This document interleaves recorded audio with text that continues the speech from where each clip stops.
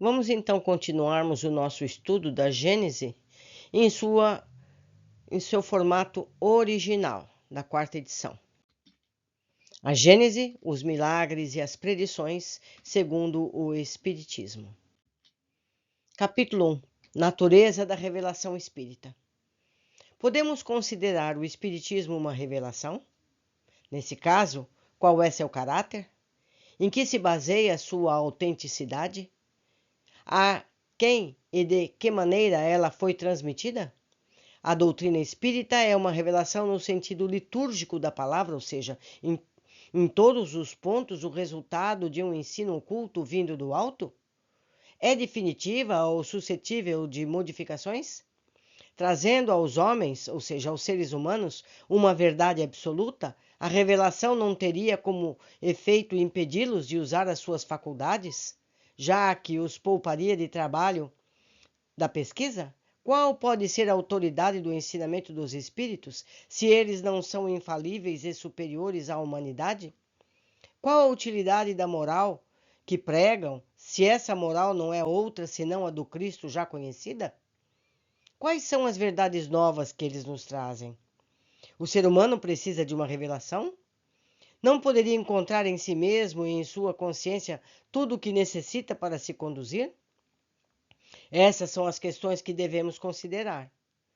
Vamos definir primeiramente o sentido da palavra revelação.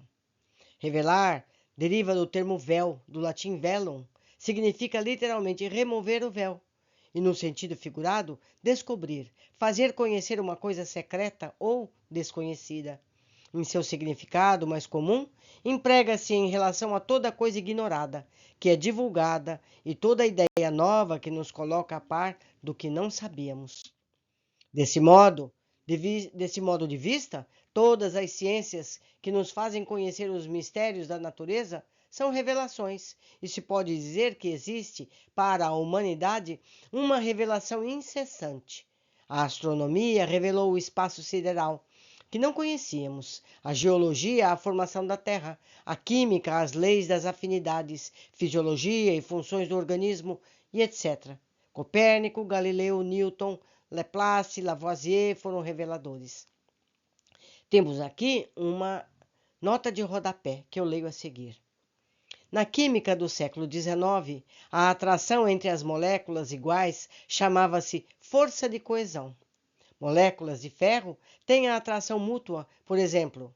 Haveria também atrações seletivas entre moléculas heterogêneas, como ferro e enxofre, formando o sulfeto de ferro, regidas pela lei das afinidades. Isso está em Carvalho, Joaquim Augusto, Lições de Filosofia Química, Coimbra, 1850, lição 4. Atualmente, são as forças interatômicas moleculares. Isso aqui é uma nota do editor. Suas próximas notas conterão apenas a inicial N e E. Certo? Continuamos a leitura em seu item 3. Espero que vocês tenham o livro, vocês podem ter o PDF para acompanhar. 3. O caráter essencial de toda revelação deve ser a verdade. Revelar um segredo é fazer conhecer um fato. Se algo é falso, não é um fato, e por consequência não existe revelação. Toda revelação desmentida pelos fatos deixa de ser uma revelação. E no caso de ter sido atribuído a Deus, considerando que Deus não mente nem se engana, não pode emanar dele, de modo que deve ser considerada produto de uma concepção humana. Item 4. Qual o papel do professor perante os alunos, senão o de um revelador? Ele ensina que não sabem. Ele ensina o que não sabem, o que não teriam tempo nem possibilidades de descobrir por si mesmos, porque a ciência é uma obra coletiva dos séculos e de uma multidão de seres humanos que conduziram, cada um, sua cota de observações, aproveitadas pelos que vieram depois. O ensinamento na realidade, a revelação de certas verdades científicas ou morais, físicas ou metafísicas, feita pelos homens, ou seja, pelos seres humanos, que a conhece para outros, que a ignora e que, sem isso, permaneceriam na ignorância. Mas o professor só ensina o que aprendeu. É um revelador de segunda ordem. Já o homem de gênio, ou seja, a humanidade, ensina o que descobriu por si mesmo. É o revelador de primeira ordem. Carrega a luz que pouco a pouco se difunde. O que seria a humanidade sem a revelação dos homens de gênio que aparecem de tempos em tempos? Mas quem são esses homens de gênio? Por que são gênios? De onde vieram? Como se tornaram? Notemos que a maioria deles possui, desde o nascimento, faculdades transcendentes e conhecimentos inatos que, com pouco esforço, desenvolvem. De fato, eles pertencem à humanidade, pois nascem, vivem e morrem como nós. Pois então, de onde adquiriram esses conhecimentos que não puderam adquirir durante a vida? Pode-se dizer, como fazem os materialistas, ter o acaso dado a eles matéria cerebral em maior quantidade e melhor qualidade? Nesse caso, não teriam mais mérito que um legume maior e mais saboroso que o outro. Diremos, como certos espiritualistas, que Deus dotou os gênios de uma alma mais favorecida que a dos homens comuns? Essa suposição é igualmente ilógica, pois qualificaria Deus como parcial. A única solução racional desse problema está na pré-existência da alma e na pluralidade das existências. O homem, a pessoa de gênio, é um espírito que, tendo vivido mais tempo, conquistou e progrediu mais do que os menos adiantados. Ao se encarnar, traz consigo o que sabe. Por saber mais que os outros, sem precisar aprender, é chamado de gênio. Contudo, o seu saber é fruto de um trabalho anterior e não resultado de um privilégio. Antes de renascer, já era um espírito adiantado. Reencarna para fazer os outros aproveitarem seu conhecimento ou para progredir ainda mais. Os homens, os seres humanos, as pessoas, progridem incontestavelmente por eles mesmos e pelo esforço da sua inteligência. Mas, liberados às suas próprias forças, esse progresso é muito lento e, se não forem ajudados por seres humanos, por homens mais avançados, como o escolar está para o professor. Todos os povos têm tido seus homens de gênio que vieram, em diversas épocas, dar um impulso e os tirar da inércia. Da mesma forma que se admite a solicitude de Deus para com as criaturas, por que não admitir que espíritos capazes de fazer a humanidade avançar, por terem mais energia e conhecimentos, encarnem pela vontade dele para estimular o progresso num determinado sentido? Por que não admitir que recebem missões como um embaixador recebe o seu soberano? Tal é o papel dos grandes gênios. O que eles vêm fazer senão ensinar aos homens as verdades que ignoram e continuariam ignorando por muito tempo, a fim de lhes dar um ponto de apoio mediante o qual poderão se elevar mais rapidamente? Esses gênios que aparecem através dos séculos como estrelas brilhantes deixam atrás de si uma longa trilha luminosa sobre a humanidade. São missionários, ou se quiserem, messias, caso ensinassem aos homens somente o que sabem, sua presença seria completamente inútil. Assim, as coisas novas que ensinam, de ordem física ou filosófica, são revelações.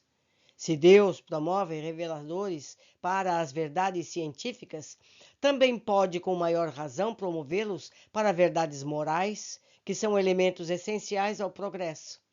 Tais são os filósofos, cujas ideias atravessam os séculos.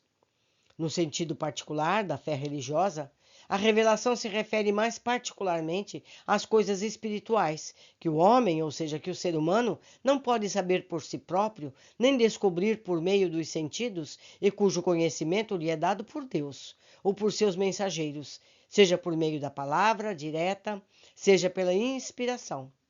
Nesse caso, a revelação é sempre feita aos homens privilegiados, designados sob o nome de profetas ou messias, isto é, enviados missionários, tendo a missão de transmiti-las aos seres humanos. Considerada desse ponto de vista, revelação implica passividade absoluta, sendo aceita sem controle, exame ou discussão.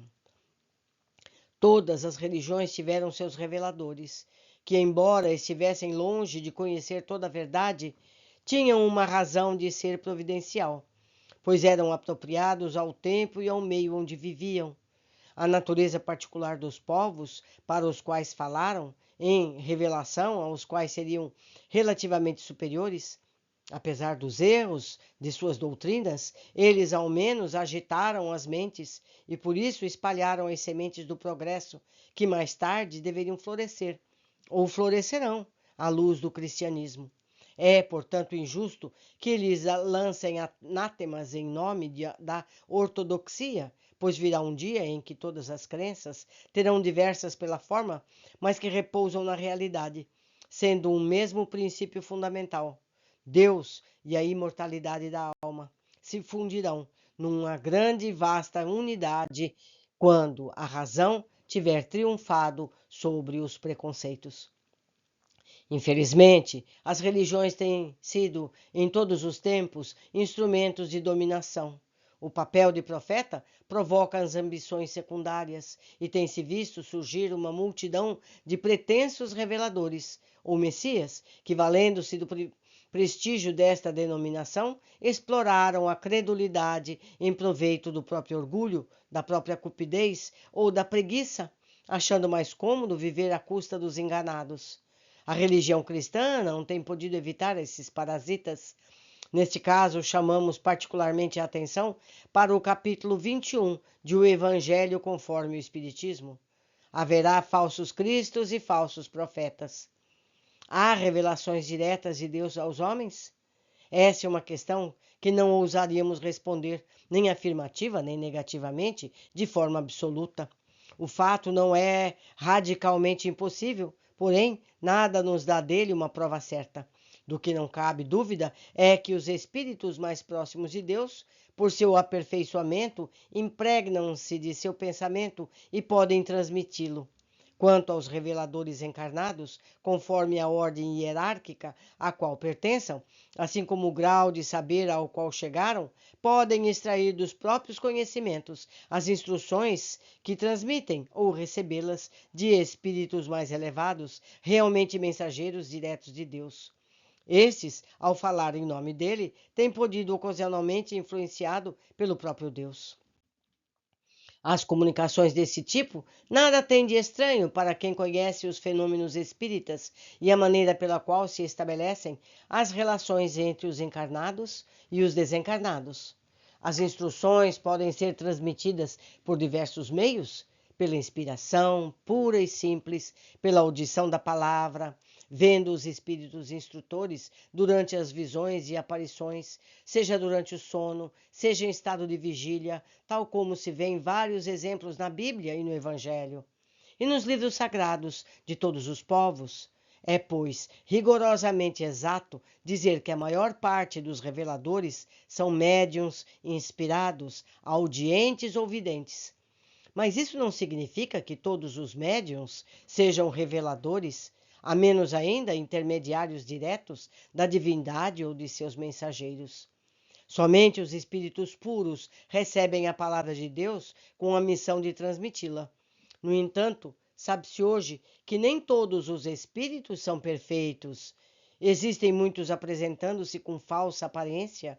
É o que revelou a São João dizer: não creia jamais em todos os espíritos, mas veja primeiro se os espíritos são de Deus. Primeira Epístola de São João 4, versículo 1.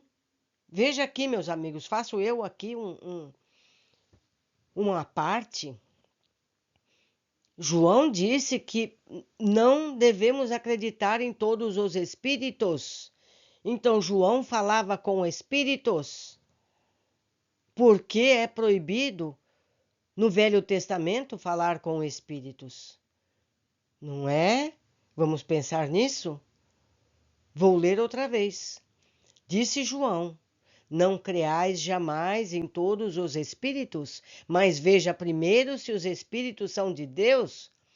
Isso está na primeira epístola de João, capítulo 4, e tem primeiro. Vão lá, peguem o seu evangelho, que está junto com a Bíblia, com o Velho Testamento, e vejam lá o que disse João, se está exatamente como está escrito aqui. Continuando a Gênese. Pode haver, então, revelações sérias e verdadeiras, como existem as apócrifas e as enganosas? O caráter essencial da revelação divina é o da eterna verdade. Toda revelação contaminada por erros ou sujeita a mudanças não pode emanar de Deus. É assim que a lei do Decálogo, ou seja, dos 10 mandamentos, tem todas as características de sua origem, enquanto que as outras leis mosaicas, ou seja, de Moisés, essencialmente transitórias, frequentemente em contradição com a lei do Sinai, são obra pessoal e política do legislador hebreu. Com o abrandamento dos costumes do povo, essas leis caíram em desuso por si mesmas, enquanto o Decálogo, ou seja, os 10 mandamentos, ficou de pé como farol para a humanidade. Vejam bem, meus amigos, comento eu. Está lá no Decálogo, está lá nos 10 mandamentos. Não matarás. Não é? No entanto, mataram. Muitas vezes em nome da divindade. Vocês percebem como os 10 mandamentos estão corretos, mas as leis posteriores nem tanto? É para isso que nós precisamos atentar. Nem tudo é coerente. Vamos prestar atenção. Continuando. Cristo fez dele a base do seu edifício, ou seja, dos 10 mandamentos, enquanto abolia as demais leis. Se fosse obra de Deus, ele as teria mantido intactas. Cristo e Moisés são dois grandes reveladores que mudaram a face do mundo, sendo essa prova de suas missões divinas. Uma obra puramente humana não haveria de ter esse poder. Uma importante revelação acontece na época atual. É aquela que nos mostra a possibilidade de nos comunicarmos com os seres do mundo espiritual. Esse conhecimento, sem dúvida, não é novo, mas até agora, de certo modo, havia permanecido como letra morta, isto é, sem proveito para a humanidade. A ignorância das leis que regem essas relações estava sufocada sob a superstição. O homem, o ser humano, era incapaz de alguma dedução salutar. Estava reservado à nossa época livrá-la dos acessórios ridículos, compreender a sua importância e fazer dele surgir a luz destinada a iluminar o caminho do futuro. O Espiritismo, fazendo-nos conhecer o mundo invisível que nos cerca e o meio no qual vivemos, sem suspeitarmos, assim como as leis que o regem, suas relações com o mundo observável, a natureza, o estado dos seres que o habitam e, por consequência, o destino do homem após a morte, é uma verdadeira revelação no sentido científico da palavra. Por sua natureza, a revelação espírita tem duplo caráter. Tem, ao mesmo tempo, revelação divina e revelação científica. Participa da primeira porque seu surgimento é providencial e não o resultado da iniciativa ou de um desejo premeditado do homem, ou seja, do ser humano, e porque os pontos fundamentais da doutrina provêm do ensinamento dado pelos espíritos, encarregados por Deus de esclarecer os homens, os seres humanos, sobre as coisas que eles ignoravam, que não podiam aprender por si mesmos e lhes importa conhecer, agora que estão aptos para compreendê-los. Participa da segunda porque este ensinamento não é privilégio de nenhum indivíduo, mas é dado a todos da mesma maneira. Porque tanto os que transmitem quanto aqueles que recebem não são seres passivos, dispensados do trabalho de observação e pesquisa, porque não renunciaram ao julgamento nem ao livre-arbítrio, porque nada os impede de examinar. Ao contrário, ele é recomendado: examinem. Enfim, porque a doutrina nunca foi ditada toda, completa, nem imposta à crença cega, porque ela é deduzida pelo trabalho do ser humano, do homem, da observação dos fatos que os espíritos colocam diante de seus olhos, assim como as instruções que dão, instruções que ele estuda, comenta, compara, a fim de que ele mesmo extrair suas consequências e aplicações. Em resumo, o que caracteriza a revelação espírita é o fato de sua origem ser divina, de sua iniciativa pertencer aos espíritos e de sua elaboração ser fruto do trabalho do homem, ou seja, do ser humano, feito como meio de elaboração, o Espiritismo procede da mesma maneira que as ciências positivas, ou seja, aplica o método experimental. Vamos ler a seguir a nota do método experimental. Diz lá: nos tempos de Kardec, considerava-se positiva a ciência que tinha como objeto descobrir as causas e as leis dos fenômenos e fatos, estudando-os pelos métodos de observação, experimentação e indução, a partir dos quais podia-se deduzir suas leis. Eram adotadas nas universidades, além das ciências exatas e naturais, as ciências morais e as 4 classes: ciências filosóficas, sociais, filosóficas e psicológicas. Estas estudavam as leis do espírito humano a partir de seus fatos e fenômenos próprios. Portanto, sua base era espiritualista e racional, diferindo da ciência absolutamente materialista dos nossos dias. Lógica aplicada em Janet, Paul, Tratado Elementar da Filosofia, Rio de Janeiro, Garnier, 1885. Allan Kardec, ao qualificar o espiritismo entre as ciências filosóficas e as psicológicas, e elaborar um método científico próprio para estudar os fatos espíritas, certo? Agora, continuando o texto. Quando se apresentam fatos novos, que não podem ser explicados por meio das leis conhecidas, ele os observa, ampara-os, analisa-os e, remontando os efeitos para as causas, chega à lei que os rege.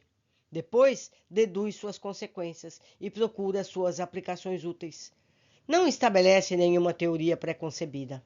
Assim, não apresenta como hipótese nem a existência, nem a intervenção dos espíritos, nem mesmo o perispírito, a reencarnação ou qualquer outro princípio de doutrina. Conclui pela existência dos espíritos quando esta se tornou evidente pela observação dos fatos e tem procedido da mesma maneira em relação aos outros princípios.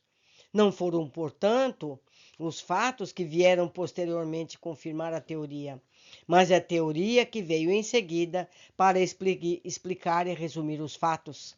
É, pois, rigorosamente exato dizer que o Espiritismo é uma ciência de observação e não o produto da imaginação. Vamos ler agora a nota de rodapé, que fala sobre a ciência de observação. No século XIX, as ciências psicológicas, ou seja, psicologia, lógica e moral, eram espiritualistas, estudavam os fatos e fenômenos do espírito humano, ou alma, pelo método de observação e fazendo a indução de suas leis. O método das ciências filosóficas, idem, no capítulo 3, Kardec demonstra, descrevendo o seu procedimento experimental, que o espiritismo também se qualifica como ciência de observação. Nota do editor. Continuando a obra. Item 15.